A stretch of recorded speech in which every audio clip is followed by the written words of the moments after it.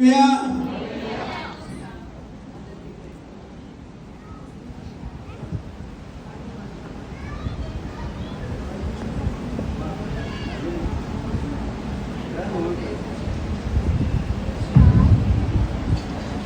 Praise the lord. Veronica ఏమో చాలా క్లియర్గా సింపుల్గా చెప్పింది.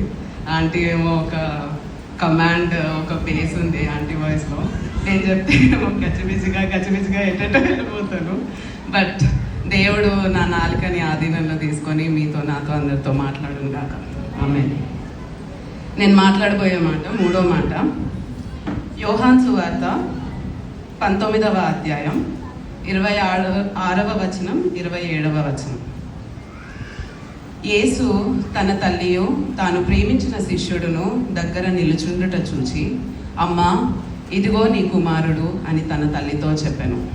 తరువాత శిష్యుని చూచి, ఇదిగో నీ తల్లి అని చెప్పెను.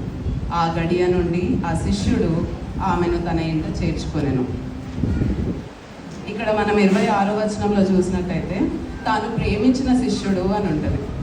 యేసు ప్రభుకి అందరూ క్లోజ్గా లేరు ఆ టైంలో.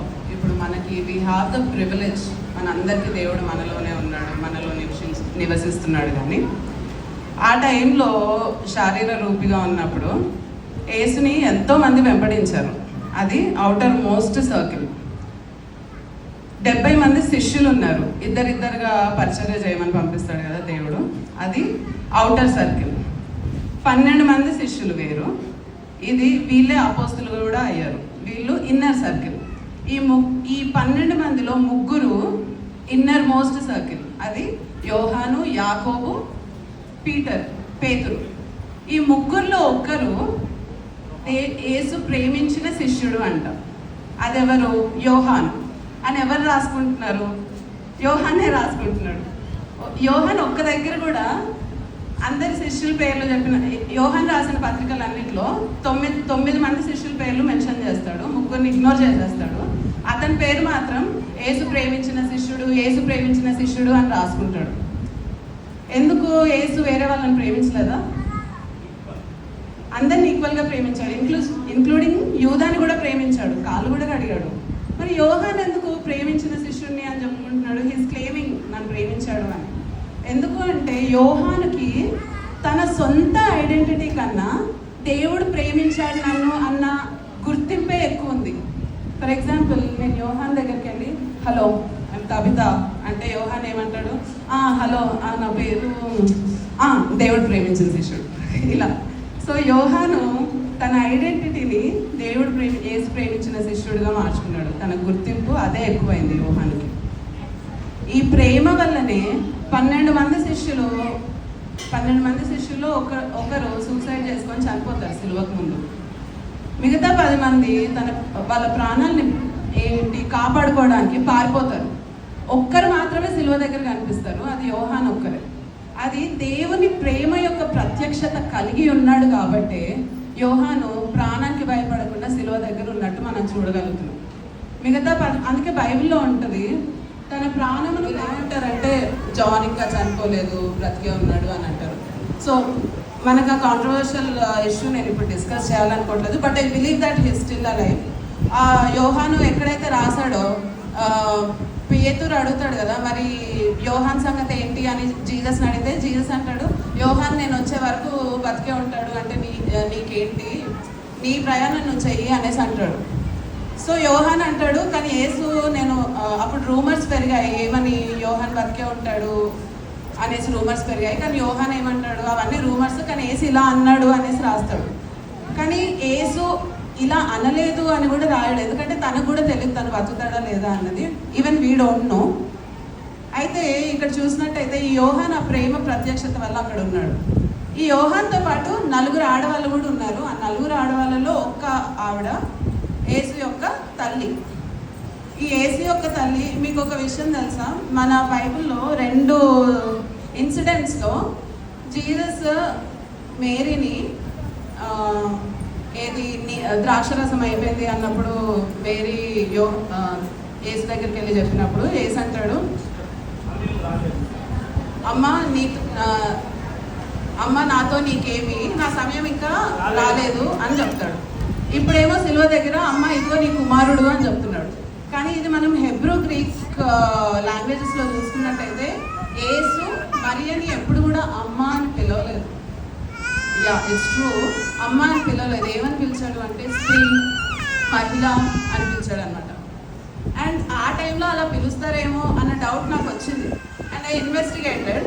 ఆ టైంలో ఎవరు కూడా కన్న తల్లిని అమ్మ అని తప్ప స్త్రీ, మహిళ అని పిలవడం చాలా అసాధారణం. యేసు ఒక్కడే అలా పిలిచాడు.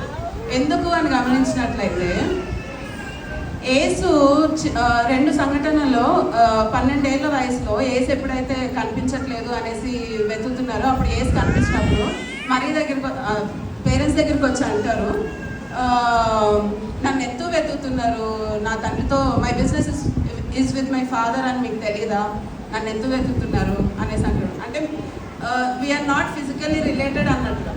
ఇంకొక సమయంలో జీసస్ ప్రీచ్ చేస్తూ ఉంటే నీ తల్లి నీ సహోదరులు నీ కోసం వెయిట్ చేస్తున్నారు అని చెప్తే జీసస్ అంటారు, ఎవరు నా తల్లి, నా సహోదరులు ఎవరు, నా తండ్రి చిత్తం నెరవేర్చు, మీరందరే నా తల్లి, నా సహోదరులు, నా చెల్లెళ్ళు అనేసి అంటాడు. So he recognised spiritual relationships over physical relationships. దేవుడు ఆత్మీయ సంబంధాలకి ఎక్కువ ప్రియారిటీ ఇచ్చాడు, లోక సంబంధాలకి ప్రియారిటీ ఇవ్వనట్టు మనము ఆ వర్డ్ దగ్గర ఉమెన్ అని పిలవడం అక్కడ గమనిస్తున్నాం. ఇంకొకటి ఏంటి అంటే సిలువలో యేసు ఉన్నప్పుడు అన్ని మాటలు ఆ సిలువలో ఉన్నప్పుడు పలకాల్సిన మాటలు ఏదో ఒకటి తప్ప. అంటే ముందు కూడా పలికి ఉండొచ్చు, లేదా యేసు తిరిగి లేచి వచ్చిన తర్వాత కూడా పలికి ఉండొచ్చు. ఇదిగో యోహాను మా అమ్మ నాన్న చెప్తున్నాను చూసేసుకో.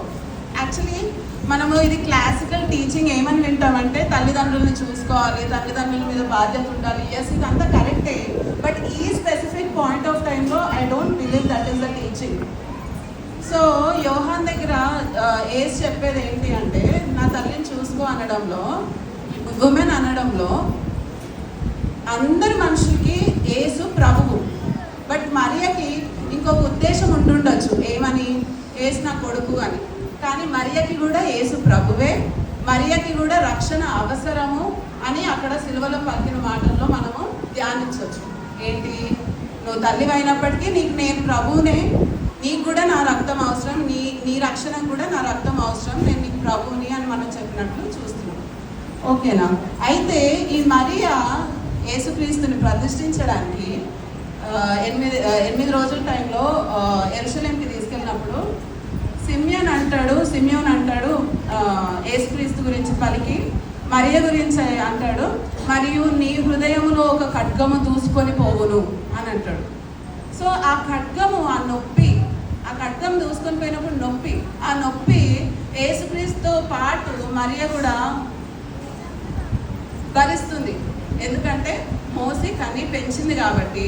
Mariya she is going through mental pain, emotional pain. Physical pain జీసస్కే ఉన్నా మరియ మాత్రం ఒక ఎమోషనల్ పెయిన్లో షీఈస్ గోయింగ్ త్రూ.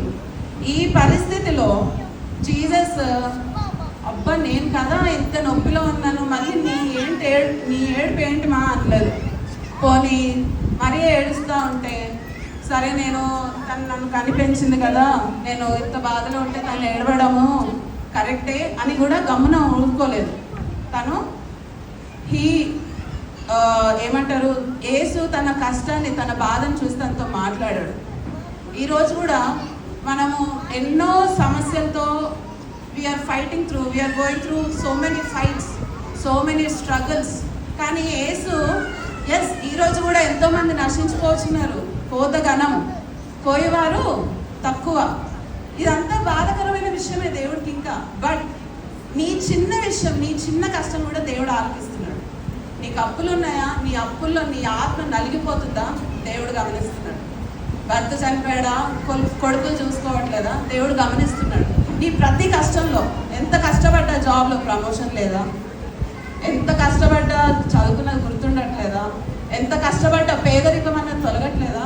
మనం చూసినట్లయితే మనకంటే అన్యులు తక్కువ కష్టపడతారు, ఎక్కువ సుఖంగా ఉంటున్నారు. మనం ఎక్కువ కష్టపడతాము, అయినా కూడా మనం అంతా ఆ లెవెల్కి రీచ్ అవ్వలేకపోతున్నాము. ఎంత కష్టపడ్డా ఆ పేదరికం అన్నది తొలగట్లేదు, జిడ్డులా అతుక్కొని ఉంది. Strong holds are holding on to you, but Jesus is seeing you. నువ్వు ఎక్కడున్నావో అక్కడికి వచ్చి దేవుడు నీ పరిస్థితుల్లో నేను చూస్తున్నాడు. And he saying I see you. అందుకే హగార్ అంటది, చూచుచున్న దేవుడు అయ్యా అంటది. దేవుడు చూసినప్పుడు చూశాను, నేను నీ కష్టం చూశాను అని గమ్మునుండే దేవుడు కాదు, కానీ చూసి, అందుకే హగార్ ఇష్మాయేల్కి మంచి లైఫ్ ఇచ్చాడు దేవుడు. సో మనల్ని కూడా విమోచించగల శక్తి గల దేవుడు మన దేవుడు. సో మన కష్టాన్ని, మన శ్రమలని చూసి దేవుడు ఊరుకుండగా వాటి నుంచి విమోచన, విడుదల దయచేస్తున్నాడు. అయితే మనం ధ్యానించినట్టయితే ఇక్కడ యోహానికి మరియను ఎందుకు అప్పచెప్తున్నాడు? యేసుకి 4 తమ్ముళ్ళు చెల్లెళ్ళు ఉన్నట్టు చూస్తున్నాం. అంటే వాళ్ళు కన్న తల్లిని చూసుకోలేని పరిస్థితిలో ఉన్నారా?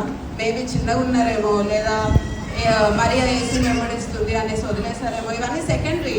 బట్ ఈ relationship more than physical relationship, it is a spiritual relationship. ఒకటి, మనము ఈ 12 ఏళ్ల వయసు వేసుకున్నప్పుడు అదే అధ్యాయంలో చూసినట్లయితే జీసస్ స్పిరిచువల్గా మాట్లాడేటప్పుడు మరియా ఆశ్చర్యపడిపోయింది. బట్ ఈ విషయాలన్నీ తన హృదయంలో భద్రపరుచుకుందంట.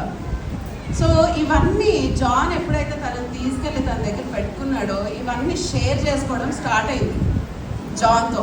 అందుకే యోహాన్ రాసిన పత్రికలు చాలా భిన్నంగా ఉంటాయి అందరు రాసిన పత్రికల కంటే.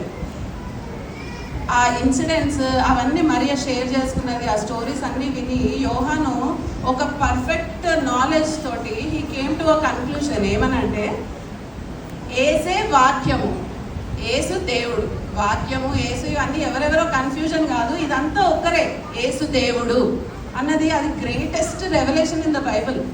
యోహాను చెప్పినంత బలంగా, దృఢంగా ఏసు దేవుడు అని ఇంకొక అపోస్తులు చెప్పలేకపోయారు. సో వీళ్ళిద్దరు కలిసి ఉండడము అదొక స్పిరిచువల్ ఎంటాంగిల్మెంట్, దాని రిజల్ట్. అందుకే రెవల్యూషన్ రాయగలిగింది యోహాన్. ఆ ఎంటాంగిల్మెంట్, దాని రిజల్ట్ ఒక గొప్ప రిజల్ట్ దాని నుంచి బయటకు వస్తుంది. కాబట్టి ఈ రిలేషన్షిప్ ఈ అప్పగింతలు అయ్యాయి అని మనం చూడొచ్చు. సో వీళ్ళకి ఈ రిలేషన్షిప్ వచ్చింది అంటే వాళ్ళు ఫస్ట్ ఆఫ్ ఆల్ శిలువ దగ్గర ఉన్నారండి. ఆ శిలువ దగ్గర ఉండడం వల్ల దేవుడు వారిని చూశాడు.